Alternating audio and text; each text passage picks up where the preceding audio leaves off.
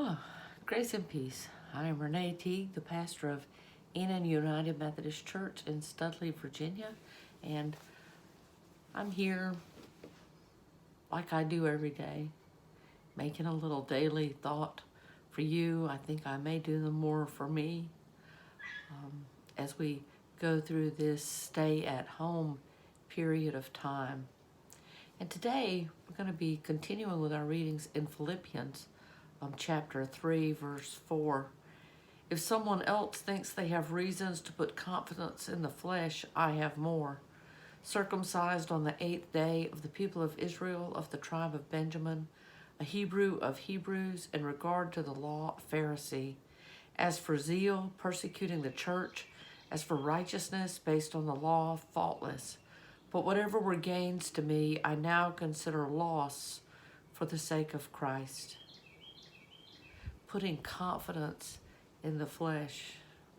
This little break, as it is, I've chosen now to call it a sabbatical. Somehow it feels better.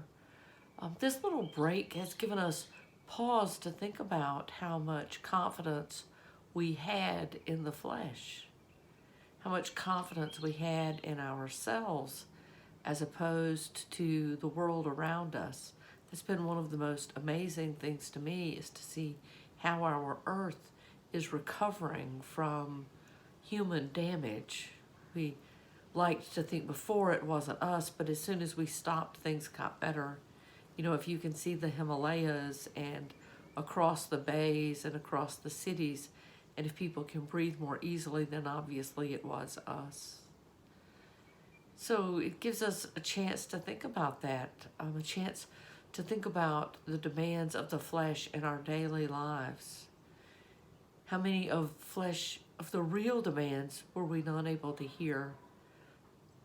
Demands for rest, demands for companionship, for good, healthy food prepared and eaten sitting at a table. Those of us in the United States, we have a real loss of focus of why we were earning money to begin with. And we were earning and working so that we could have time at the table and time gathered with our family and with our friends. And we seem to have replaced all of that with just work for work's sake and busyness for busyness sake. Those are times when I would argue not only did we listen to the flesh in a sinful way, but we also denied the flesh and its true needs. And Paul is talking about confidence in the flesh, meaning his behaviors and all the things that he knew and that he did. And he counts them all as loss for the sake of Christ. Maybe this is a good time then to set aside all of those things that were and consider where Christ is. Consider the better parts of life and only keeping them. You know, the KonMari method of life, that kind of thing. What are the unneeded, unwanted things that we didn't know we didn't need and we didn't know we didn't want till now we don't have them? There's an old song that I grew up singing that, though it talks about mansions, maybe it'll give us pause to think about not bigger houses with gold-plated things, though that's kind of what it's about, but what the mansions in glory might truly look like, and who is there with us, and what are we actually doing? What are the good things of the flesh that God has tried to give us? And what are the good things of the flesh that we have around us right now? And where should we put our confidence?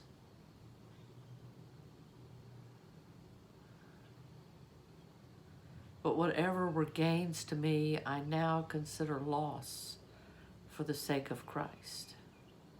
So all that was before is lost, just for the sake of Christ.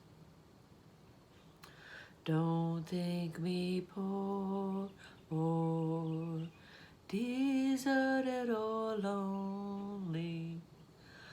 I'm not discouraged, I'm heaven bound.